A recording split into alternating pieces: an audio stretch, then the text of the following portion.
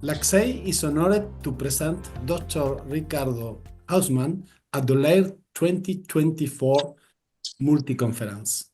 LACCEI tiene el honor de presentar al excelentísimo señor, el doctor Ricardo Hausmann, en la multiconferencia LEIRD 2024. L'ACCEI a l'honneur de présenter son Excellence le docteur Ricardo Hausmann à la multiconference LEIRD 2024. O LACCEI tem a honra de presentar Sua Excelência o Dr. Ricardo Hausmann na multiconferência LEIRD 2024. Founder and Director of Harvard's Growth Lab, Dr. Hausmann is the Rafik Hariri Professor of the Practice of International Political Economic at Harvard's Kennedy School. A Venezuelan engineering and economist, among his many positions, he served as Minister of Planning of Venezuela, Chief Economist of the Inter-American Development Bank, and President of the Development Committee of the International Monetary Fund and the World Bank.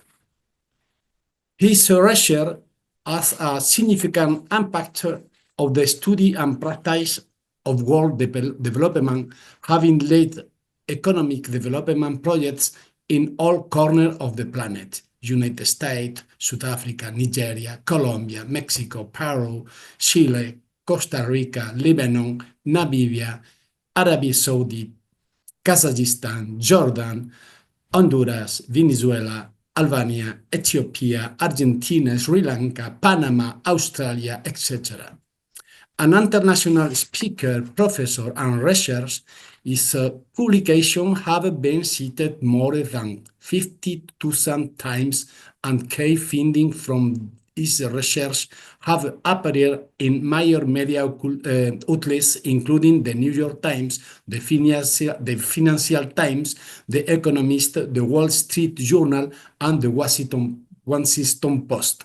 Thank you very much. Welcome, Mr. Ricardo, and thank you for joining us at LEIRD 2024. We hope that this will be the first link that will allow you to continue depending and contributing knowledge and experience of the economic growth of the region. Thank you very much. Well, thank you very much for that kind introduction. Good morning, good afternoon, good evening, wherever you're joining us. It's really an honor and a pleasure for me to share with you some ideas on the technological challenges faced by Latin America. Let me share my screen, and we'll get started soon enough. Okay, so I hope everything is looking fine there. And so I would like to talk about the Latin America's the technological challenges faced by Latin America. So I'll start with something I'll call the puzzle of economic convergence. Then I'll try to further, analyze the puzzle of technology. What does this say about the road ahead? And I'm going to finish with two ideas to make progress. And the two ideas I'm proposing have a lot to do with degrees of freedom that universities can push ahead with. I could have talked about other topics, but I limited to that. So we want to understand why Latin America, how much progress is Latin America doing in terms of catching up with the more advanced countries of the world, say the United States. So one typical measure that economists like to look at is GDP per capita. So you take GDP, you divide by population. And the question is, we want to make that grow. That is, I'm going to decompose it into a sort of ratios. First question is, how many people of working age do you have per capita? What's the fraction of people of working age? And that depends on the relative proportion of children to people of working age. How many of those people of working age are actually working? Okay, so it's kind of like the occupation rate. And then it depends on how productive are those workers. And then the productivity of those workers supposedly depends on how educated they are, how much they know, what is their human capital, how many machines they work with, how much capital they work with, and finally, with how much technology do they work. Okay, so we have kind of a decomposition of this process. This At the background of this, there's what we call the neoclassical production functional economics. It says that output, the product GDP, is a function that come out of a black box that depends on technology, capital, labor, and human capital. Okay, so the question is, I'm going to try to explain what has been going on in Latin America by making reference to these underlying things that are moving in this black box. Now, a little bit the logic of modern development, it's going to be a virtuous circle. So I'm going to start it here. I'm going to start, it has to do with something like better health outcomes. With improved health outcomes, families decide that they don't need to have as many children because children are very likely to survive. We're no longer in the periods in which the expectation was that a significant number of kids would die before reaching the age of 5. So now better health means fewer children, means a lower dependency ratio, means less children per adult, so more people of working age. It also means more female labor force participation, and there has been a trend to increase female labor force participation, and also more education, including girls, because now girls with fewer children are more able to engage in production, so their human capital is going to be more valued. And more educated women also have a higher opportunity cost of not going to work, so they tend to go to work. All of this is going to generate more workers per capita. It's going to generate more urbanization, because in order for people to exploit their human capital, it's good to be in cities, and it all will imply an easier adoption of technology. So all of this thing is going to facilitate economic progress, right? It's going to imply, with more workers, more people working, it's going more income. With more urbanization, cities tend to be more efficient. It allows for the division of knowledge, etc. More income and an easier adoption of technology should generate more income, and with more income, it's easy to generate better health. And this is sort of like the virtuous circle. So all of this is in theory. Let's see how much of this is happening in practice. And the good news is that there's an enormous amount of convergence to advanced countries in many of these dimensions. So let me show you. I'm going to illustrate this with just one country, sort of like the good performer in Latin America, and then the average for Latin America, so I don't trouble you with too many graphs. But in all of these graphs, I'm going to be measuring everything relative to the US. So the US is always 1, and everything is measured relative to the US. And so these can be thought of as gaps vis-a-vis the US. How far are we from 1, right? And the first variable I would like to show here is life expectancy, which is kind of like an aggregate measure of health. The gaps on health have been narrowing for Latin America. In fact, in Chile, life expectancy is longer than in the US. So that gap has in fact reversed, okay? But there's a trend towards improvement.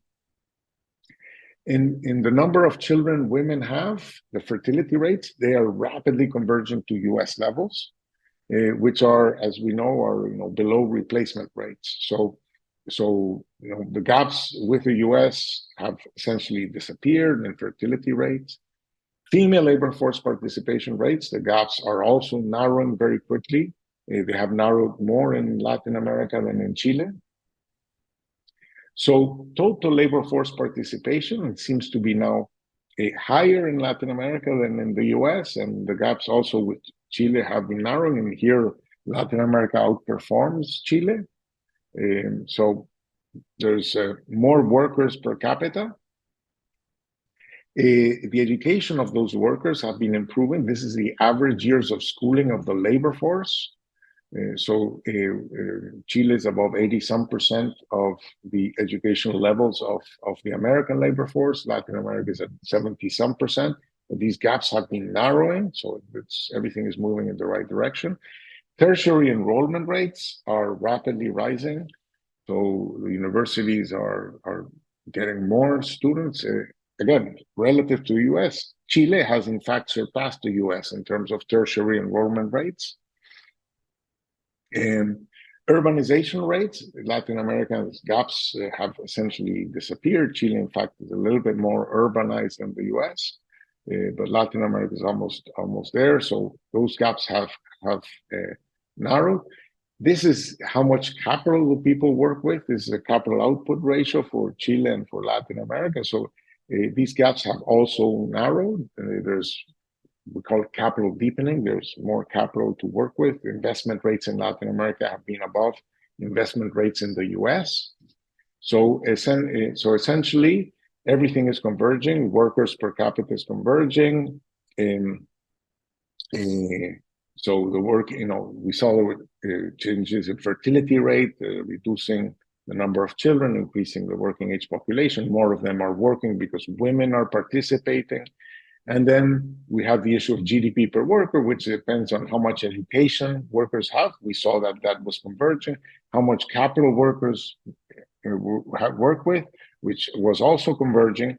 And then there's this issue of technology that we don't know, haven't shown anything about. So, but we're converging in everything, so it makes sense to assume that we are converging in GDP per capita, right? So it's kind of obvious, yes, but it's not true. We're not converging in GDP per capita. So that's a puzzle. We're converging in all the determinants of GDP per capita. Let me show you. This is Chile. All the graphs I just showed you, but just in one. But this is Peru. Everything converges except GDP per capita, the one at the bottom. This is Bolivia. Everything converges except GDP per capita. This is Colombia. Everything converges except GDP per capita. In many areas, female labor force participation. Colombia is above the US, etc. In Panama, everything converges except GDP per capita. So what does this tell us? This tells us the only way to make sense of this is that everything converges, there must be divergence on technology. Okay, so to explain this generalized convergence, but you need to assume technological divergence. Now, in theory, the advanced countries are kind of like inventing new technologies, and we just need to adopt the technology. So you would expect that the process of inventing technologies is a slow process.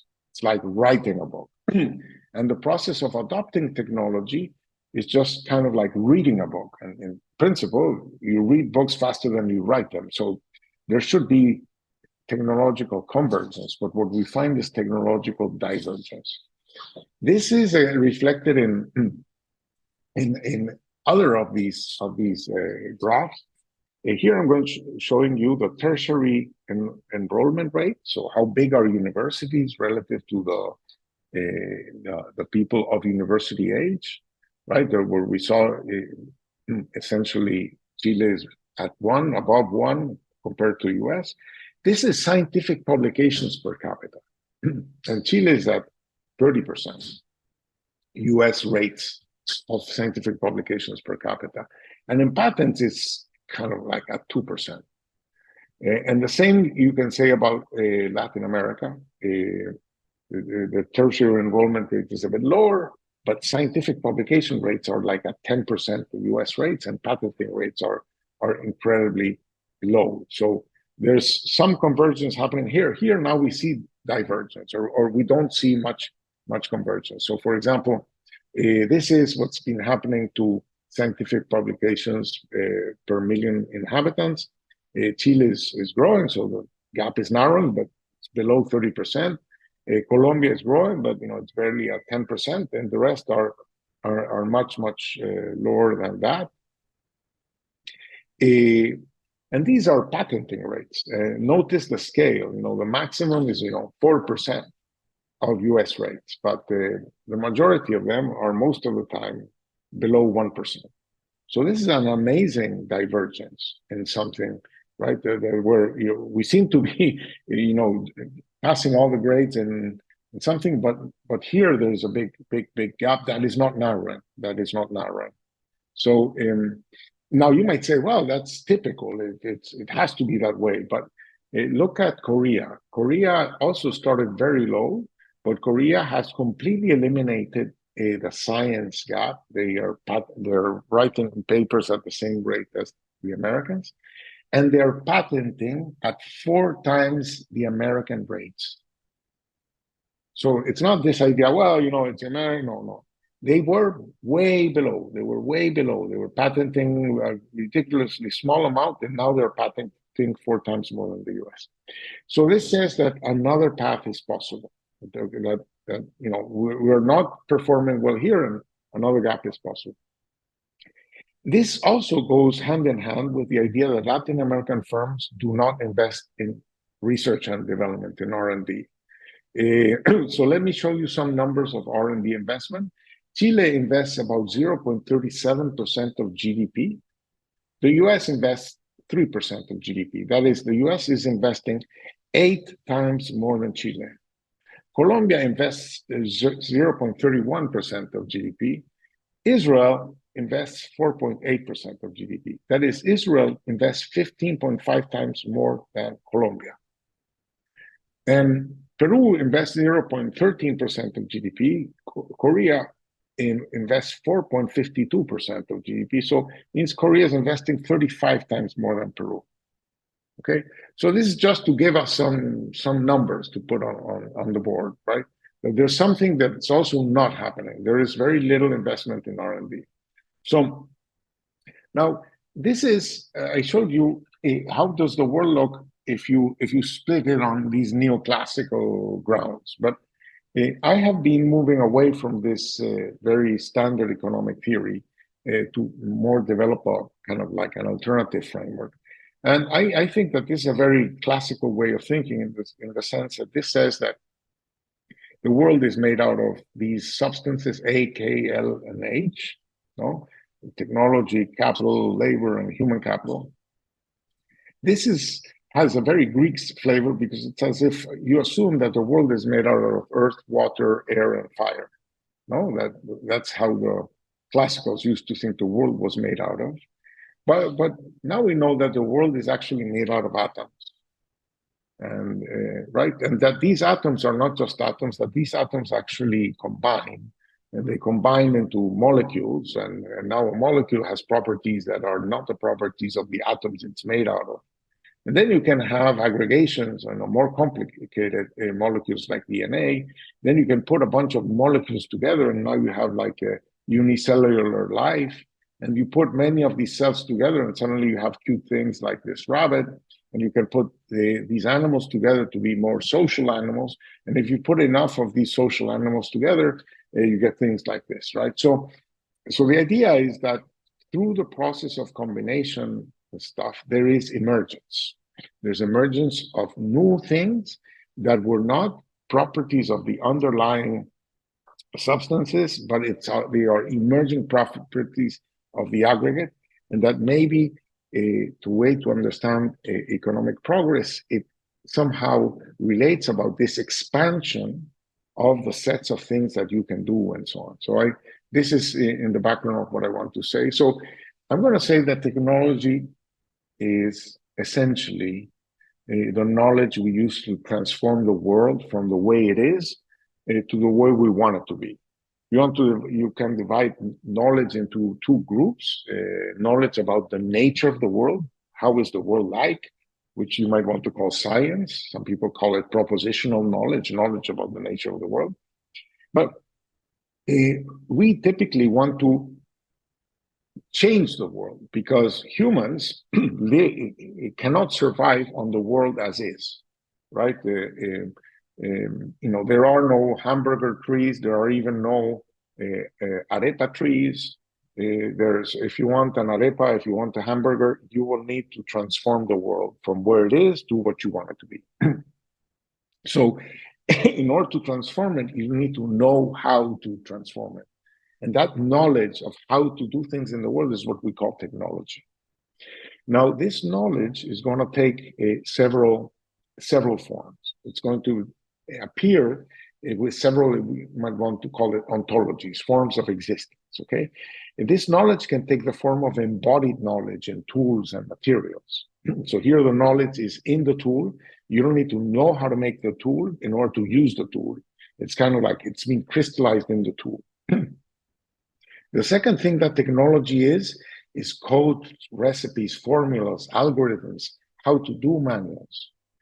And in that form, the knowledge has been transformed into a symbolic space, into a conceptual space, right?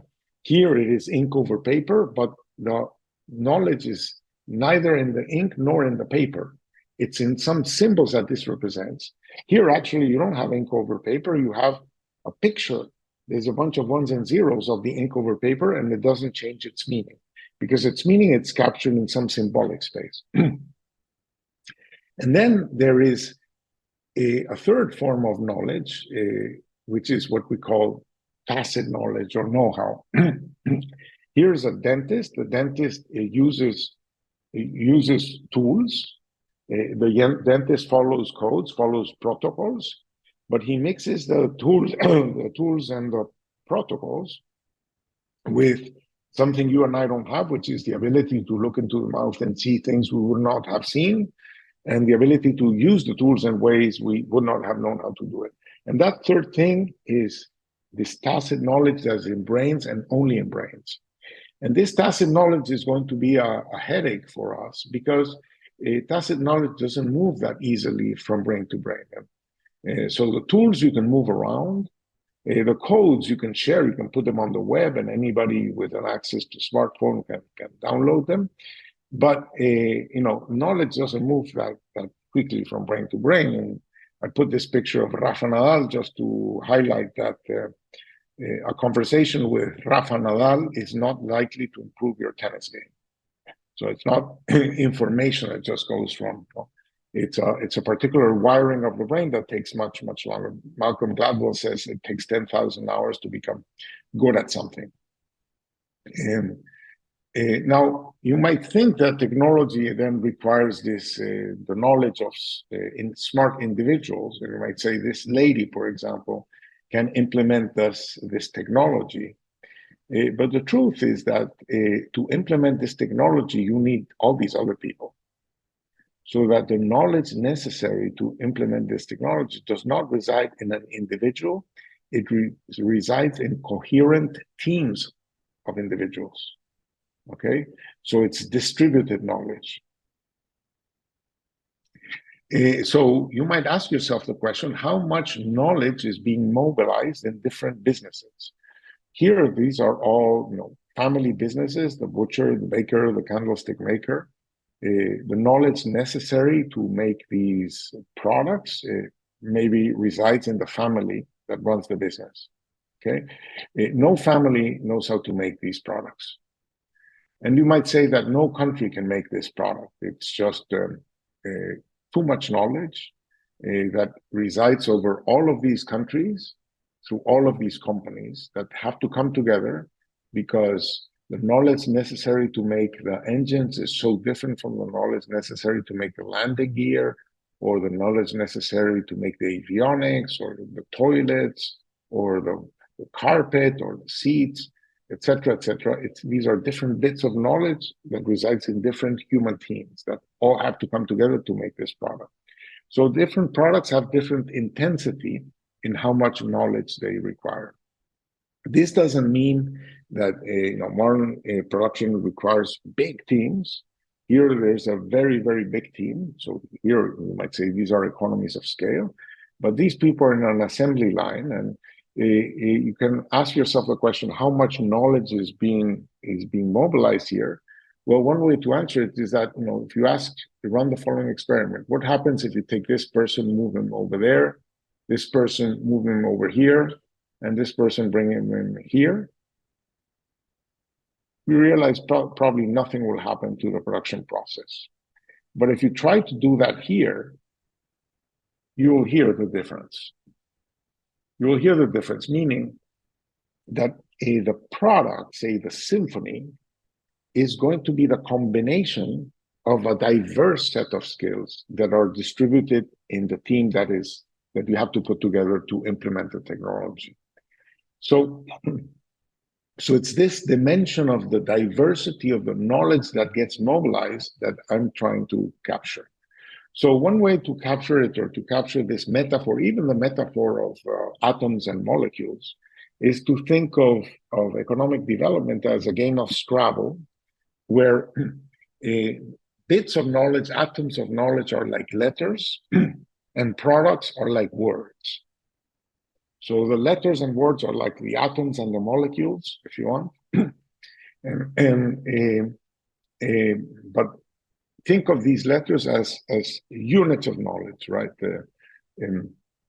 So if you only have one unit of knowledge, there aren't too many words you can make.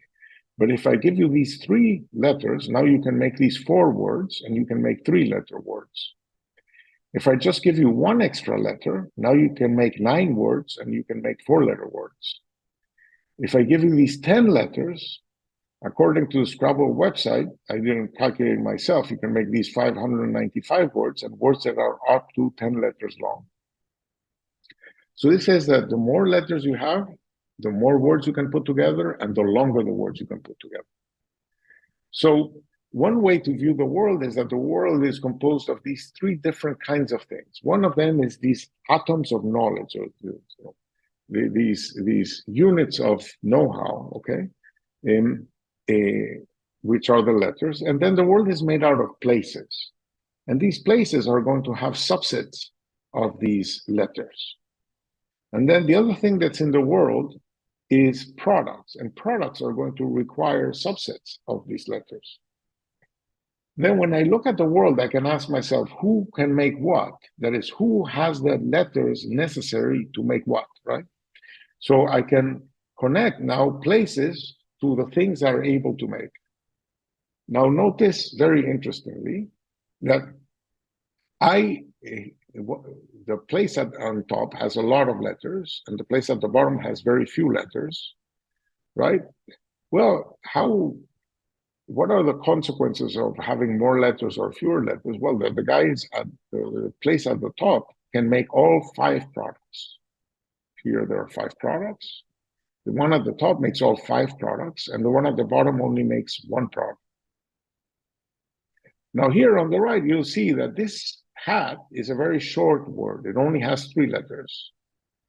This match has 5 letters, right? So this hat is made by everybody. It's kind of like easy to make. You don't need too many letters to make the hat. But pharmaceuticals, and I cheated here, is a long word. For that, you need a lot of letters. So very few countries or places are going to be able to make that letter, that word. So how many places can make a word? We call that the ubiquity of the product. So this is a product of high ubiquity. It's made by everybody. This is a product of low ubiquity.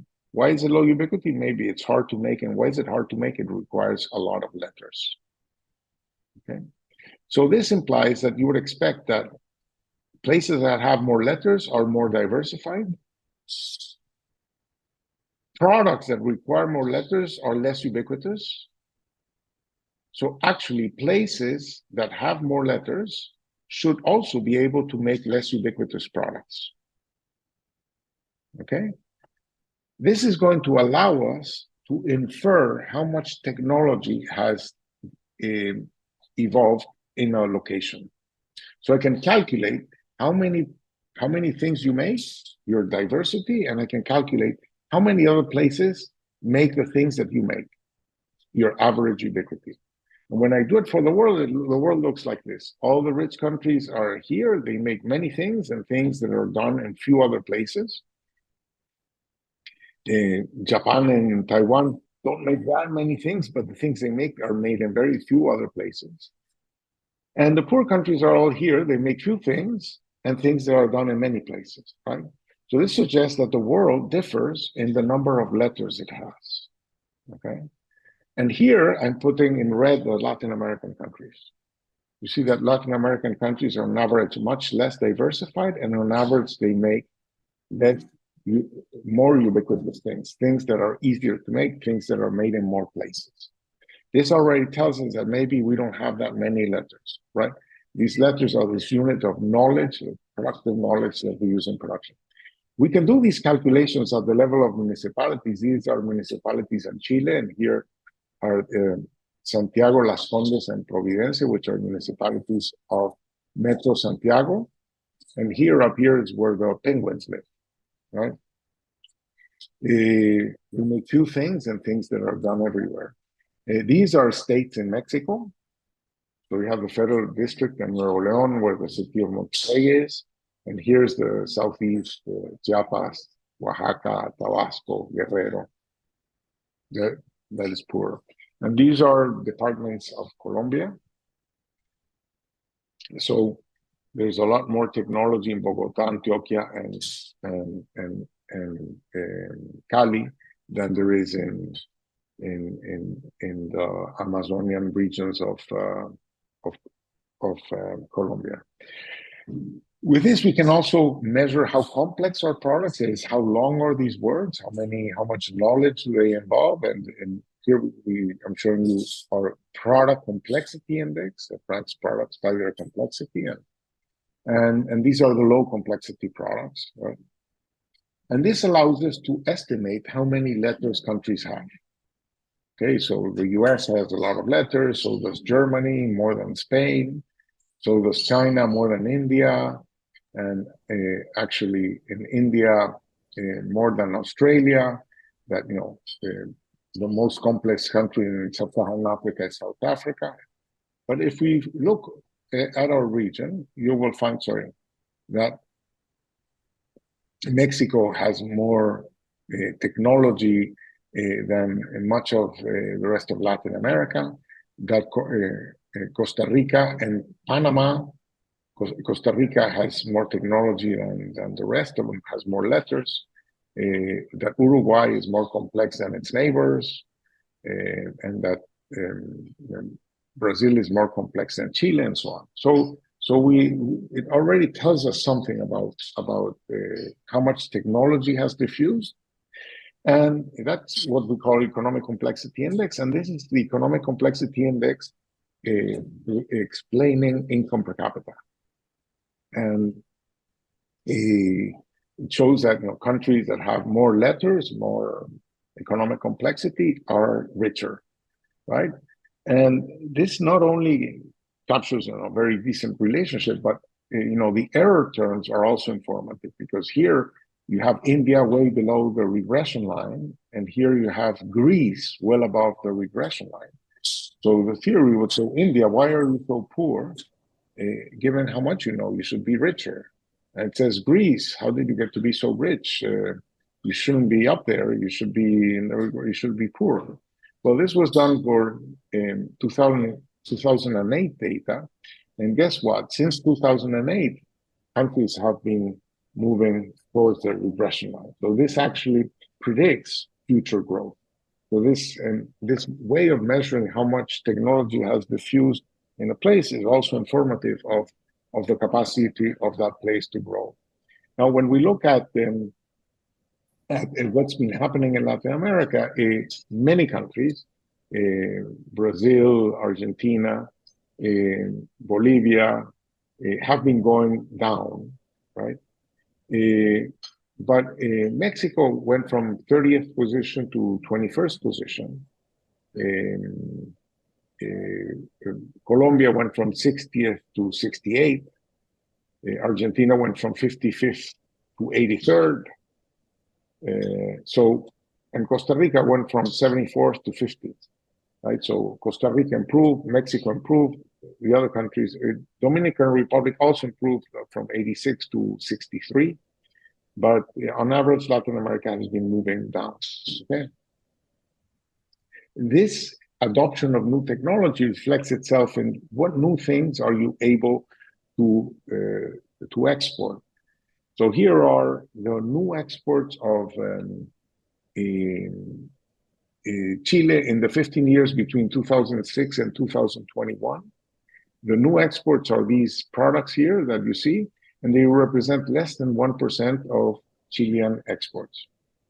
If you compare that to Vietnam, you can see the kinds of products that these are new products in Vietnam's export basket. They're much more technologically sophisticated, and they represent 37% of Vietnam's exports. So a lot of the growth is this the development of the ability to make new things and things that are more complex to make. Okay. Now the problem of making new things is this proverbial chicken and egg problem, that you don't typically know how to make the things. If you're going to diversify, you're going to start making things you didn't make before. But to make those things, you have to know how to make them. But you typically don't know how to make the things you don't make. So how do you start making the things you don't make? If to make them, you have to know how to make them, but you don't know how to make the things you don't make. That is, you need watches, you need watchmakers to make watches. But how do you become a watchmaker in a country that doesn't make watches? Who do you learn from? And why would you ever want to become a watchmaker if nobody's making watches? So this chicken and egg problem is going to slow things down. This chicken and egg problem is related to this classification problem. This classification problem is the question, which animal is out of the group and which two animals are highly related, okay? Now, when I ask that question in a live audience, people say, well, the zebra and the lion are from Africa and the bear is not. Or some people say the zebra eats grass and the bear and the lion eat more complicated things that are different trophic level. But if you apply the Scrabble theory of development, you will realize that a zebra is just a bear with an extra Z. So the distance between bear and zebra is just one letter. If you want to go from bear to lion, you have 4 letters that you don't need, and you need 4 letters that you don't have. So this should be nearby. This is one chicken and egg problem to solve. These are 4 chicken and egg problems to solve. So this suggests that if you want to think about how you can make progress, it's useful to have in your mind some map of how technology looks like, a map of technology, if you want. And one way to think about it is that products, which are the instantiations of technology, the products of technology, are like trees in a forest. And some products are relatively close to each other. Say bear and zebra are just 1 letter away. While in this forest, bear and lion would be farther away. So what we need is some way of kind of capturing these technological distances. And so we need a map of the forest. And with my colleagues back in 2007, we estimated this map of technology, if you want, which we call the product space. Here, in every circle here is a product, and the size of the circle is how big is the world market for that product. Here in green are garments. Here in brown is agro-processed food. Here in red is construction materials. Here in blue is machinery. These are cars and these are trucks. Here in purple is chemicals. And here in light blue are electronics. And then you have a periphery of kind of like poorly connected products. So you might say that the forest is very dense around here, very dense around here. It's more disconnected around here. For example, up here is oil. This suggests that if you know how to make one kind of garment, it's kind of like easy to use that knowledge to make other forms of garment. You know how to make one kind of machinery, it's easy to use that knowledge to make other kinds of machinery. If you know how to make oil, it means you know essentially how to make holes on the ground. If other people need a hole on the ground, they'll call you. But that technology doesn't have too many other spillovers, right? So So there's a lot of information here about the nature of technology. So we now can classify products first on how complex they are, how long are these words, but also how dense is the forest in that neck of the woods. How, if you're good at one thing, how many other things can you move to, or how many bear to zebra connections are there? And here you see that garments and machinery are very connected, but machines are more complex than garments, okay? And oil is over here. It's a simple product with very few connections, okay? So we're already kind of like getting a sense of what these technologies are. But we can ask ourselves the question, now that we have this metaphor of what technology is, let's ask ourselves, what is a country? Or what is a city? Or what is a state? And I would put it to you that a state is it's firms, teams of people that are able to implement certain technologies, that are able to produce things, okay? So I'm going to make a metaphor between these teams of people, these firms, to be like monkeys that live on a tree, that live off the tree, that they exploit certain technologies, right? And so I have my map of the product space, and I can highlight places where the different countries are good at, okay? And so you see, I've left in gray places where this is Venezuela, doesn't have too much capacities, right? It's very, very uncolored. I'm going to compare Venezuela to Mexico. And you see now Mexico has much more color. There's much more technology that has diffused in Mexico. There are many more monkeys, if you want, right? And you might say, well, that's because Mexico is a country of 130 million people, etc. Maybe that's the reason. But let me compare Mexico to Austria, which is a country of just 8-9 million people. And notice that Austria has even more color than Mexico. So there's more technology that has diffused in Austria than in Mexico, right? So this already tells us something about how much technology has been absorbed. So, you know, this would say, you know, Chile, this is the export basket of Chile. This is the export basket of Austria. There's just much, much more things that Austria is good at and good enough at to be selling them abroad and so on. So I already told you something about how many letters you have relative to your income, and India having more letters and so on than Greece having too few letters. So that's kind of like one diagnostic element. You already can know that. But the other thing is, here I'm putting on the x-axis is how many letters you have. That is your economic complexity index. But on the y-axis is how close are you to other trees? That is, how close are you to other diversification opportunities? How many kind of bear to zebra transitions can you make? Or are you so far outside in the product space that you have very few diversification opportunities? And here, interestingly, you'll find that Venezuela, this is capturing a lot of information, but you see that Venezuela had very few of these monkeys, very few colors in that map, and all of them in the periphery. So it's very poorly located vis-a-vis other things. India and Greece are very well located in the product space. So is Mexico. Mexico is over here. So they have a lot of diversification opportunities. But here is Austria. Austria has very few diversification opportunities because they've already taken over all the trees, right? Their monkeys have conquered the forest. So if Austria wants to make progress, it has to kind of plant new trees. It has to do innovation at the technological frontier. But countries over here, there's a lot that they can do that the world knows how to do, but they don't know how to do well yet. But so there's a lot of technology yet to be absorbed. So this allows us to put countries in some kind of a 2x2 matrix. And some of them have more than enough. Here on the x-axis is whether you have more than enough letters to be richer than you are like India, or are you like Greece? That you're too rich for the few letters that you have. So that's the x-axis. And the y-axis is, are your monkeys in this product space, in this forest, well located, close to diversification opportunities or not? Okay. So there are some countries that are going to have both. They have more than enough letters to be richer, and it's easy for them to get more. There are other countries that can be richer than they are, but it's hard for them to get more letters. There are other countries that need more letters, but it's relatively easy to get them.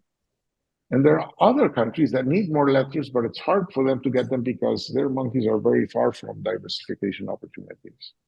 Okay, since we did all of this empirically, we can locate the different challenges that countries have.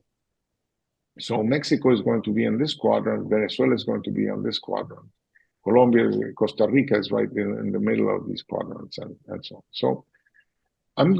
So this is my interpretation of what does it mean for a society to absorb technology, express it in what it does, and what it does well, etc., and how the growth process is about acquiring these letters and expressing them in more words and in longer words. That's my redescription of the economic growth challenge. So I want to finish by making two proposals. And the two proposals are things that I think universities have some impact on. The first one is the important role played here by skilled migration. And the other one is the important role potentially played by university-enhanced innovation ecosystem, where I'm going to put universities as a key player in this dynamic. Okay, so those are the two proposals I'm going to make. So on skill migration, let me just say that moving knowledge into brains is hard, right? Malcolm Gladwell, as I said before, says it takes 10,000 hours. 10,000 hours at 40 hours a week is like 5 years. So it's a long time to become good at something. It doesn't take that much to move brains. So putting knowledge into brains is a slow process. Moving brains is a much faster process. And the world uses that. Migrants are an important part of the dynamics of technological mobility. In the previous question, I asked, how do you become a watchmaker? How do you start making watches? If to make watches, you need watchmakers. And how do you become a watchmaker in a place that doesn't make watches? Well, that problem goes away if you just bring a watchmaker. And then that watchmaker starts making watches, can train other watchmakers and so on. So how do you become a watchmaker? By working with a watchmaker that already knows how to make watches. For that, migration facilitates, eases the process, catalyzes the process. Now, it just so happens that Latin America has had relatively very little migration compared to other countries. So the US is at about 14% migration rates. Hong Kong and Singapore are more like 42% migration rates. So essentially, Singapore, for every there's one foreigner for every 2.4 persons. Every 2.4 persons, one is a foreigner. In Panama, for every 24 people, one is a foreigner. And in Mexico, for every 240 people, one is a foreigner. In the US, it's for every 6 people, one is a foreigner. Okay? So there's much less movement of brains. Now, why is this important? You might ask yourself the question, how does Silicon Valley become Silicon Valley? There's this old joke that says Silicon Valley is the only place on earth that is not trying to become like Silicon Valley. Okay, so it's kind of like the model, right? Well, 54% of the STEM workers in Silicon Valley are foreign born. And the other 46% are not Californians. Even though California is a state of 40 million people. So it has has more population than Venezuela or Chile or Peru. And with that, they only supply 18% with local talent. So the movement of technology gets enormously facilitated, not by just creating talent, but by attracting talent. Okay. Now, immigration restrictions are incredibly tough. In the US, obviously, they're very tough. But what we talk about much less is how incredibly tough they are in Latin America. Okay. And they are not only tough, but particularly biased against high-skilled firms, against high-skilled people. So, for example, the restrictions on how many foreigners we can hire per firm, labor codes typically put it at 10%. There's, cumbersome process of professional accreditation that impact the high-skilled occupations, low-skilled occupations. There are citizenship requirements for public employees, and this is going to affect public universities. Typically, you have to be a citizen to be an employee of a public university in many countries. Okay? So if you don't know something, you cannot bring somebody in to teach you. You cannot bring the proverbial watchmaker. So I want to ask myself, how important is the share of foreign professors at your universities? So are you hiring from a local pool of talent, from a more global pool of talent? Are you exploiting the opportunities from talent abroad?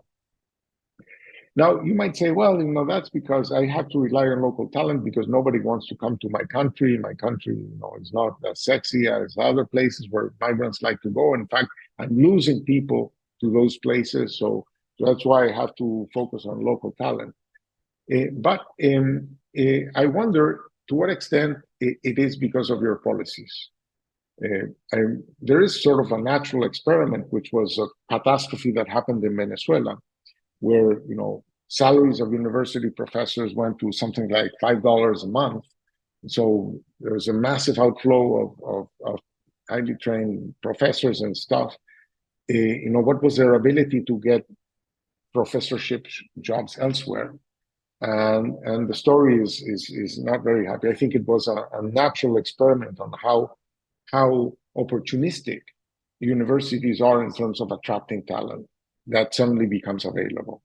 So in my mind, it says that it's not just foreigners not being interested in your country. It's also your universities may not be interested in foreigners. In any case, I leave it as a question. Okay. Now, let me talk about the innovation ecosystem. Right now, we have universities that are focused only on teaching. And, the bulk of the university is just about teaching. And in part of it, it's because university students are very price sensitive. We want to increase access to university education, and we've been doing it well, but we must do it while maintaining low tuitions. Because obviously tuition rates are going to be a detriment to participation. So one way to keep your costs low is by focusing professors on teaching. So what you pay them is essentially to teach, and by hiring a lot of adjunct professors, you don't have to pay them that much, right? Now, at the same time, businesses do very little R&D. And businesses do very little R&D, maybe because they do not believe that there are organizations out there are universities out there that if you gave them money, you could transform money into innovation. Okay? So it's not that they're being dumb, that maybe they're being smart. They're saying, yes, in Korea, in Israel, in the US, etc., they invest a lot in innovation because there is some machine, a black box, where you put money in and innovation comes at the other end. Maybe they don't have that belief. And maybe it's not because they're misinformed. Maybe they're right. Because the universities were not set up for the purpose of transforming money into innovation. So what is the change that needs to happen? Right now, we have universities that get money from students and give it to professors, right? And you don't have many businesses that are particularly interested in R&D. I showed you that the rates of investment in R&D are minuscule. So maybe suppose that we suddenly had corporations that were interested in R&D. Well, that would be a different cash flow to universities that universities can hire professors with. So it's not about increasing tuition. This is what universities need is a different cash flow with which to develop the capacity to transform money into innovations. To do this, universities will need to change a lot. They will need to have a different financial and operational structure. In many universities that I have visited, they don't even have the capacity to receive research grants, or they don't have the contractual forms to create incentives for professors to participate in these research efforts. So they need to change their human resource strategies. They need to rethink the way they remunerate researchers, and they need to rethink how they insert themselves in the business ecosystem. There is a problem also with internal culture. The universities in many places of Latin America have a low opinion of businesses, of actual production. They find they want to dedicate themselves to more important things, not dirty things like making money and stuff like that. So there's a cultural problem. And they need to develop a reputation for excellence in R&D. And I must say that this excellence in R&D has to be particularly focused on D rather than R. To the extent that universities do some research, they kind of like come up with something and they want the world to buy it from them. But the university might not know what it is that the world needs. The world knows what it might need, and that it's willing to pay money to invest in a solution. And so I think that there's a lot of information about what the world needs and what firms are willing to part with money in exchange for an investment effort. So businesses, so those are the changes that universities will probably have to do. And I think that especially if you're starting from the lower end, if you're getting into the business, it's better to start with more development than basic research, to be more inserted into the productive problems of businesses. But businesses will also need to change a lot. Companies will need to develop the ability to efficiently invest in R&D, to identify problems that can be solved with existing or nearby technological solutions, to identify who can solve them for them, right? And to learn how to contract innovation, which they don't do and they probably don't know how to do, okay? Now here, governments can help because by just adopting OECD standards of the tax treatment of R&D investments. In the OECD, R&D investments can be deducted from taxable income with an implied subsidy. They allow you to deduct not 100% of your expenditures, but 130% of your expenditures. Some countries have adopted that, some countries have taken it away. There's been a massive movement backwards in Mexico during the AMLO presidency and so on. So those are the two ideas I have for you. There is a lot of talent out there that you can attract. There's a lot of potential money out there that you could attract to your university if your university was willing to change its business model, that it not only gets money from tuition or from the government for tuition, but that it gets money from business to find solutions, technological solutions to the problems of business. And that's what I wanted to share with you. Thank you very much. Thank you very much, Mr.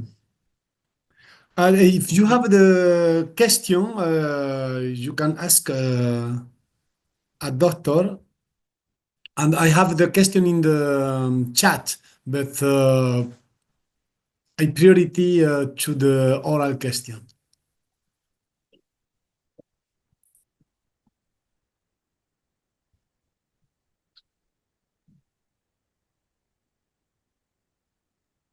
Can you ask in English, or I don't know if Mr. Ricardo accept the question in Spanish language, but I think you can ask in English or English, espagnol, português, eu falo portunhol, en français si vous voulez. Or or written in the chat. I have a question for Jose, Dr. Jose. What is your recommendation for deans and rector to help increase GPD? How to identify what knowledge leader they can contribute from their university? So I think universities have to be useful to their ecosystem, to their business environment around them. I think universities have to be in deep contact with the economic activity around them, hopefully to the elements of economic activity that are more potentially interested in technological solutions. There's a lot of technology adoption typically involves technological adaptation. And there's somewhat of a continuum between more just pure adoption off the shelf, adaptation, and in the process of adaptation, innovation, and then what is the magnitude of that innovation. So I think of that as more of a continuum. I think it's very important that you might have a somewhat competitive process whereby you first encourage your professors to develop those links. You encourage your professors to develop those links. You empower them with a business model that allows them to raise grants from businesses, bring them to the university, hire research teams, have a career for those researchers, so that people can just dedicate themselves to that. That's going to allow you to hire better professors or different professors that are not going to university because they're going to just teach. They're going to universities because they're going to develop their research center, their research capabilities. And I like to put them with some economic discipline, in the sense that I have also found some universities are just incredibly rich, and they are very generous with the money that they give, but that kind of like frees professors from the need to solve market needs. It's very important to be able to solve market needs so that those links be developed. And in some sense, if you just give them a lot of money, you free them from that need to insert themselves in the productive process. And then when you hire those professors, think of global talent. Don't just think about very local talent. So those would be some of my recommendations. Great, thank you very much. I have Luis Carlos Arraut, a question to Colombia. In Colombia, there is a need to increase the capacity for innovation in the territory. How should the government, the university, and the productivity sector contribute? Well, I mean, Colombia is a country I love very much. I know well. I have had the chance to work on Colombia on different subjects. I think that in Colombia, the public university system, there's a public university system that my reading is that it's quite separated from the business community. There's a closer distance between, say, a university like EAFIT in Medellin and the business community than a major public university. So, and secondly, the investments in science and technology, there's a Ministry of Science and Technology. Their incentives are for scientific publications abroad. And I find that scientific publications is fine. It's a good measure of quality. But you saw that scientific publications in Colombia are at 10% US levels. They're improving, but they're 10% of US levels. But patenting rates are at 2% of US levels or less, right? And I think that the investments in science and technology have been more in science than in technology, more biased towards whatever the scientists want to do, and not necessarily what society, the technological challenges that society wants to address. So that's why I like the idea of putting the money on the demand side, and that the demand side decides in what area do we want to see innovation. And that moves the university towards figuring out what it is that there is demand for, what it is that there's willingness to spend money in, that there's willingness to innovate. For example, I would,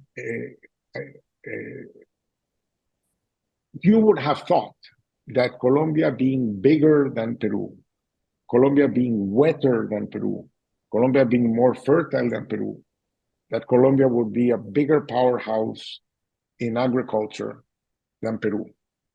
And it just so happens that Peru has larger exports of agricultural products because Peru has adopted much more new technology in agriculture. Peru has developed the capacity to produce things that were not Peruvian for markets that they don't know anything about. They got into asparagus, they got into artichoke, they got into blueberries, they got into table grapes. These are all big, rapidly growing markets. Avocados. These are not historical markets for Peru, but now Peru exports over $12 billion in these things because they adapted and adopted technologies. They figured out where in the country, under what regimes and at what altitudes and with what kinds of lands were appropriate to do X or Y or Z. That big technological adoption translated into an enormous amount of growth. We haven't seen that in Colombia at all. Maybe I exaggerate. And you have big players like, say, Nutresa. It's a multinational in the food sector.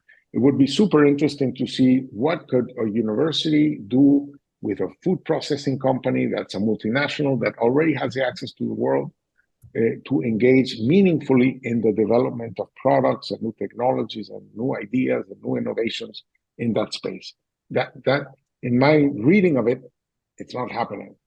And in many other areas, Chile has the Atacama Desert. The Atacama Desert is the best place in the world to make solar energy. Chile has developed zero in terms of solar energy technology. They just buy 100% of it, even though they own the most productive asset for solar energy. Chile it's the third largest country in terms of lithium reserves. They have yet to establish a lithium research center. There's an enormous amount of technology in order to improve extraction capacity of lithium out of brine, in order to improve the refining of that lithium. There's an enormous amount of innovation in the chemistry of batteries. And you might want to make sure that in the competition between technologies of batteries, that batteries that involve lithium win out. Chile has nowhere in Chile is this a major effort in technological R&D. So every country will find things. I mean, there's more in technological R&D if you want, in Argentina, that has, and in Brazil, in agriculture, there's been a technological revolution in agriculture by the use of genetically modified seeds, by the use of this thing that they call, in English, they call no-till agriculture. That has transformed the agro potential of many areas and so on. But in Argentina, it's kind of like very centered on the agricultural sector. You don't hear about Argentinian drugs or Argentinian equipment in non-agricultural areas, etc. So there's plenty of things that we could be doing that we're not doing.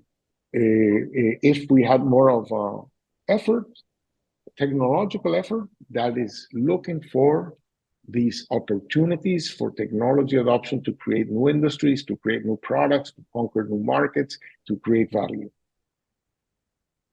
Thanks. Thank you. Thank you very much. Maria Reneta, I think I am sure that you have a question to Mr. Ricardo. I do have a question, but I don't know if Dr. Petri wanted to go first. Okay. Okay, Professor Hausmann, first of all, thank you very much for your talk. It was fascinating. I missed the first 10 minutes. I came in on the convergence, divergence And to introduce myself, I'm Renetta Tull. I'm one of the board members for LACCEI, and I'm also at the University of California, Davis. But my question is based on maybe some things that we as an organization can do or can be thinking of. So when I was listening to your talk and thinking about even the Scrabble pieces, and I looked at your website for the Atlas of Economic Complexity, I was thinking about things related to countries. And then you also talked about some things that individual professors can do. In terms of an organization like ours, one that has more than 100 universities as part of LACCEI, how can we maybe adapt or adopt maybe one of the tools in order to make sure that we are helping with more of the helping more of our schools than to help the countries have more of those letters, if you will, those Scrabble letters. So are there certain things that an organization can do that may be different from what a country can do, and then different from what individual deans can do or professors can do? I mean, you come from UC Davis. UC Davis has transformed Chilean agriculture, right? And actually Peruvian agriculture, because UC Davis is at a latitude that is similar to Chilean latitude. So things that grow in California also grow in Chile. And not only that, they grow in the off season, right? Now, you are a global source of technology in agriculture. So you are the model, if you want. You are the model of what we need. So what I think you as an organization can do is to facilitate, encourage, nurture the ability of universities in Latin America to be able to do more of what you do. Okay, I think that's in general. I mean, I created at Harvard the Growth Lab. The Growth Lab now has 50 researchers, right? And we do all of these things. The university doesn't give me a cent. I have to raise the money to sustain the organization. But there's plenty of money out there. You might say, well, the Harvard name might help, but maybe that's part of a trick. Maybe partnering can connect universities to these flows of money that are out there, because we are not struggling. Harvard is not struggling. There's plenty of money out there, but you have to show that you can transform money into innovation. And that, I think, is the challenge, to transform money into innovation. So it's happening kind of, universities of LACCEI that are in the US, they're all called universities, but if you look at the structure of what they do and how they do it, they're very different. So the question is, how can we create these innovations, organizational innovations in Latin American universities, cognizant of their economic reality, cognizant of the fact that we charge tuitions of $60,000 a year, and that's kind of like an order of magnitude away of what's feasible in Latin America. That's why we need to create cash flows that are completely independent from tuition to sustain the university. And those cash flows, in my mind, have to come with inserting the university in their business environment. Let's figure out how that can be done. It happens very naturally at MIT. It happens very naturally in some parts of Harvard, happens very naturally in UC Davis. We need to figure out how more of that can happen in Latin America, and how can we catalyze that move. Thank you very much. I'm going to talk to my global affairs person and my ag dean and get a bit more information. So thank you so much. Appreciate it. Thank you, Maria.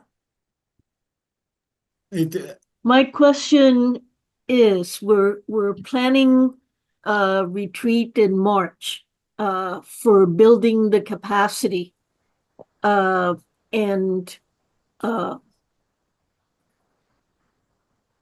who should be at that retreat? What triad of people do we need? You mentioned we need to bring economists together with the university higher authorities. Who else, or how do we form a support group for developing a university's potential in this area, beginning with the retreat that we're planning in March? Right. I mean, great question. So the retreat, I think, has to involve maybe not only people from the university. It would be ideal if you could invite some people from the business world. It might be interesting to bring somebody. I mean, a university I know about, and I think it's sort of like moving in this direction, is the Monterrey Tech, right? If anything, the Monterrey Tech has a lot of money to give to researchers, and they're pushing them to move in this direction. I don't know how much these researchers are being integrated to innovation problems in Mexico. But I leave that as an open question. But maybe somebody from there, maybe I mentioned Nutresa before. Carlos Gallego is the CEO of Nutresa in Colombia. I would want to hear, what would it take for Nutresa to have a more significant R&D budget that it partners with universities to find new products, new things, new initiatives, or what would be the kind of innovation ecosystem that they would need. And then I would like to find, who are professors that have created their own kind of research centers and have been struggling in this space. They might be informative of the ways in which universities make it difficult for them to do things. My father likes to say, why make things difficult if you can make them impossible? I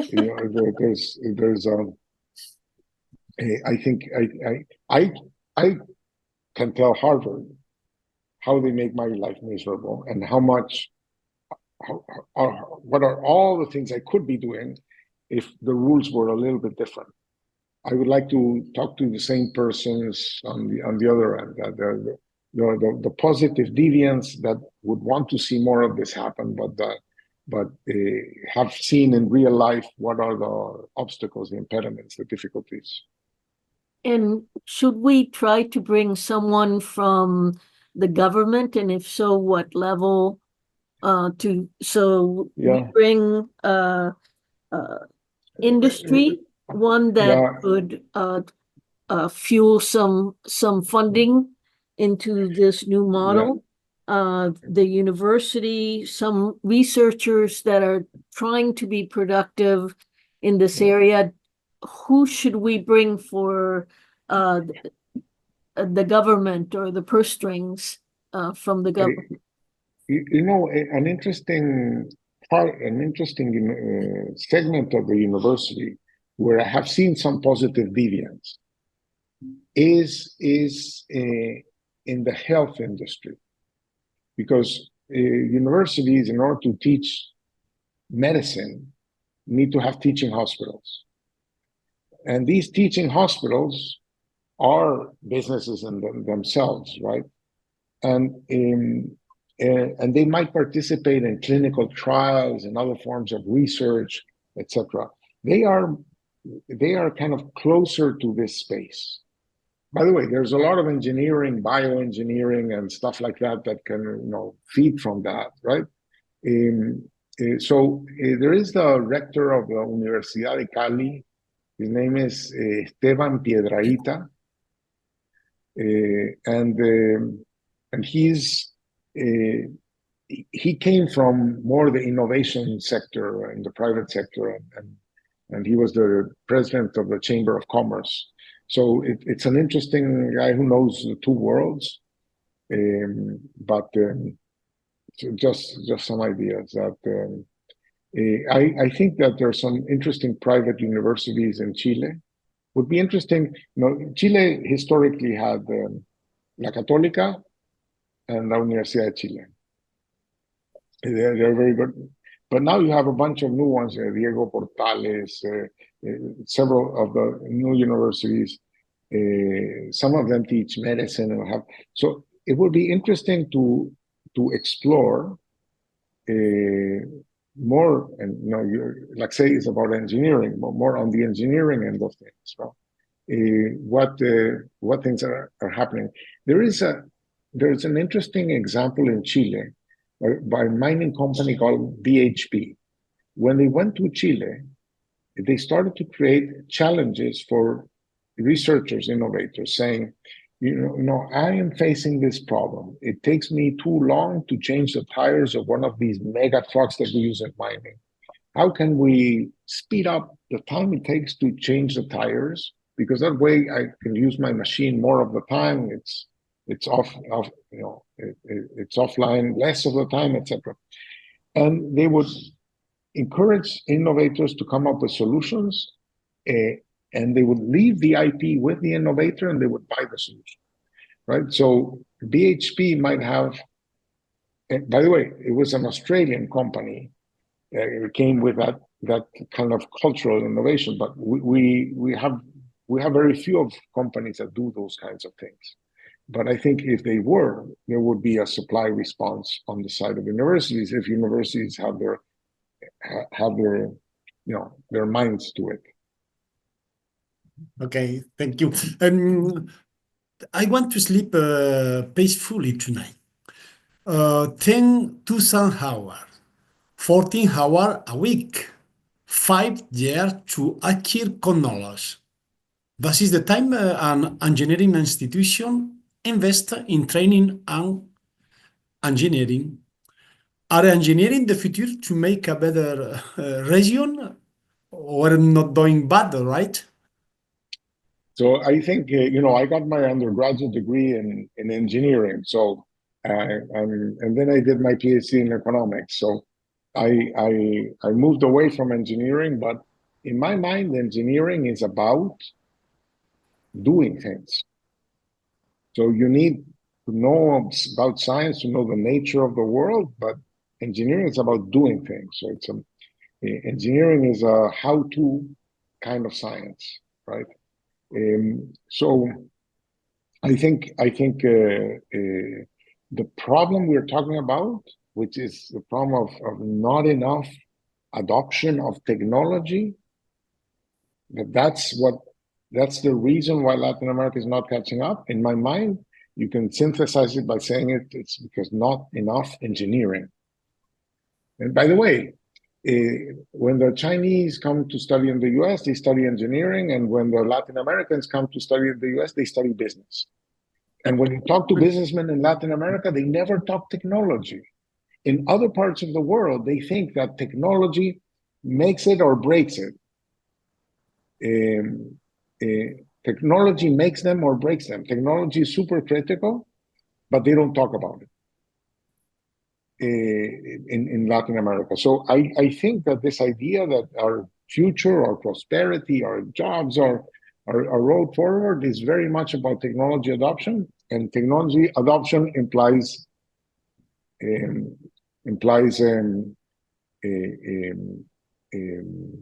engineering. It's solving engineering problems. Okay, thank you for your response as well. But the other question of if the Professor Hausmann have I think time, I don't know. Luis Carlos Araut had put a question. Luis Carlos, do you want to say your question?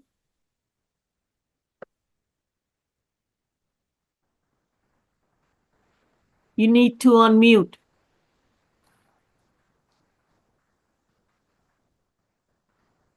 Hola.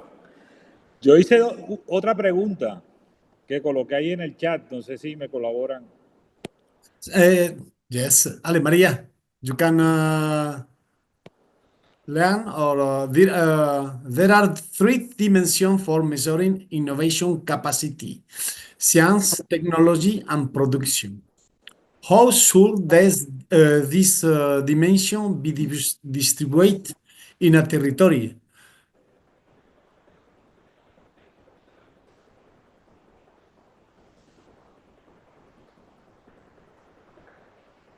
You're on Professor mute. Hausmann, you're on mute.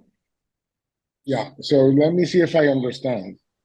So we measure, when we measure the diffusion of technology, we measure what production is happening where, so we can do that at the municipal level. So, you know, who knows how to make cars? The US doesn't know how to make cars. Detroit knows how to make cars, right? So that knowledge, that experience, those networks are geolocated, right? So where does a society knows how to do these things? We look at production. We look at who is good enough to produce to export. So we look at exports. We look at occupations, which are the occupations that are needed, and so on, and the parts of the occupation space, the occupations that are critical for some activities. We look at patenting data. So when we have patenting data super geolocated, so we know exactly where innovation is happening. We have scientific publications, and we know where the researchers are geolocated at zip code level, if you want. You know, we know where the universities are. We know where people are working. So the geography of these activities is very interesting. It can be studied at the national level, at the state level, at the city level. We also find that, you know, if you become good at a certain technology, it tends to make you good in certain products that you become competitive in. So there's a certain relationship between what you patent on and what you produce and export. There's a certain relationship between what scientific areas you have and what areas you're able to patent. We are developing these tools, and we're in collaboration with the World Intellectual Property Organization, which is a UN organization in Geneva, to try to explore these connections. So I think that if universities want some kind of a bet on, you know, how to deploy their R&D, their science and technology strategy, how to insert themselves in their ecosystem, I think there's a lot that can be inferred from these kinds of data. In any case, I think universities have to look more at their surroundings, at their networks, at the challenges, the technological challenges that their countries are undergoing, and they can be in many different areas, right? In many different areas. Some of them are very cross-cutting, like, you know, digitization and artificial intelligence, where we think that they're going to have applications in many fields, right? Others are more concrete, right?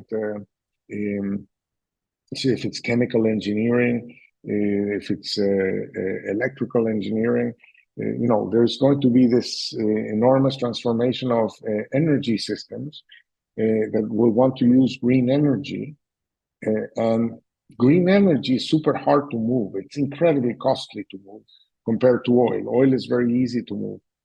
So we're going to have the opportunity in the places that have a lot of access to green energy, means hydro, wind, solar, preferably co-located. How do you harness those things? What kind of production processes you would want to invest in to make sure that those energies can be monetized? Because up to now they were not important, but in the future they will be important. How can we become players in all of those areas? So there's really, the space of innovation is enormous, and there's plenty of room for your university, for your town, for your city in them. So you should start exploring where are these gold mines where you could make a big impact. Well, I think that we have tired everybody. I want to thank you very much for these super interesting questions, and I wish you all the best, and I hope to interact with you in the next semester.